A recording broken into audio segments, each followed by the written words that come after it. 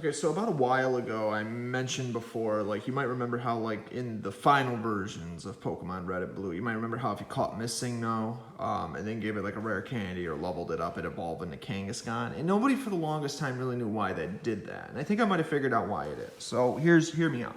So, one of the Missingno, if you actually look at the index numbers of the original 191 Pokemon, there is reason to believe that you had Rhydon, then you had Gaoon or Roardan, which was basically Beta Tyranitar, and then you finally had Kangaskhan along with its baby. So, if that's true, now the way the Missingno work in the final version of Pokemon is they're always 0, 0, 0. But they could have been Pokemon that were later removed, and then later on, and then whatever Pokemon, because they're just missing numbers, but with a glitch sprite. Their data still might have been in the game, but their sprites were removed entirely, so it wasn't programmed to do that. So, if I remember correctly, there's certain Missingno that would evolve into Kangaskhan, considering the fact that it was probably like right next to it in the index number.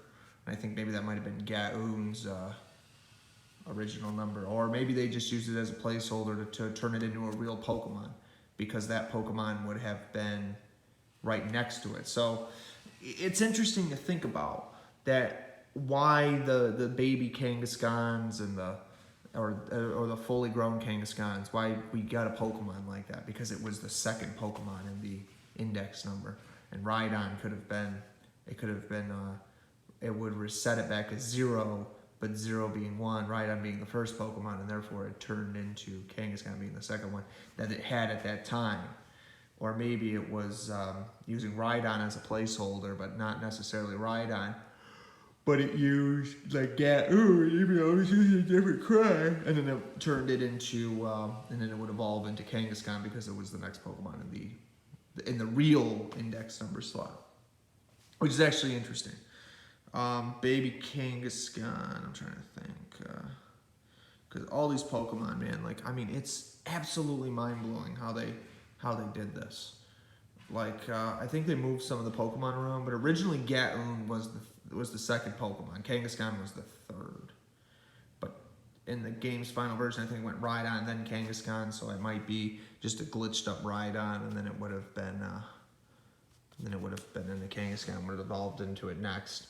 It's actually kind of interesting, though, how that works. But that's kind of what happened, though. You know, originally, if we were to put these Pokemon in order, Kangaskhan was in slot 3, and Rhydon was in slot 1, and then Gaoon was in slot 2. And this was before they started adding, like, some of the evolutionary lines, like a baby form, and another version it evolved into.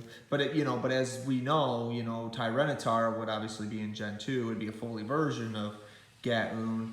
And so, and then you had, like, its Pokemon, it was, like, one of the beta substitute sprites was actually one of the designs. It was actually Beta Larvitar, and then they still kept the beta design as a doll, because that design had to have come from somewhere.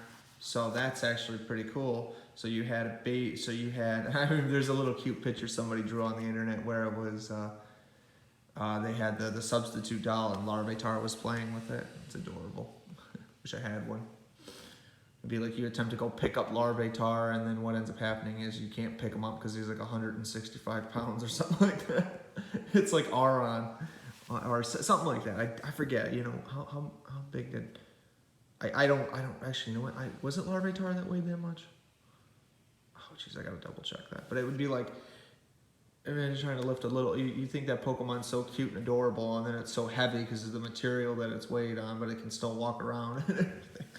Actually pretty cute.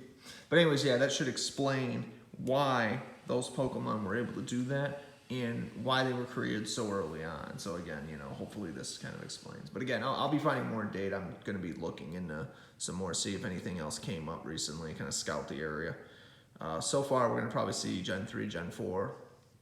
More data should be... Gen 4 data, there was actually more data that was released not too long ago, but I'm not sure how much more data has been released.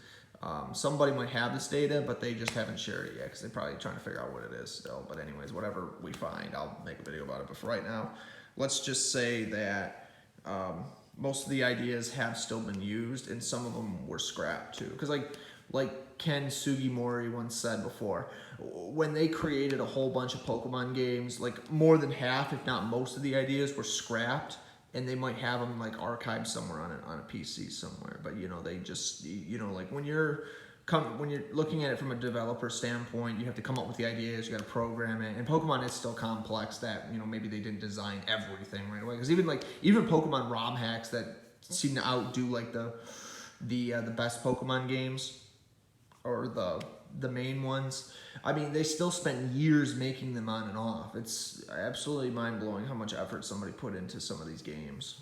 You know, it really is crazy. But again, that should kind of give you an idea like why Pokemon takes as long as it does to implement some kind of new history. So again, if you're not subscribed already, please subscribe, and I'll see you on the next one.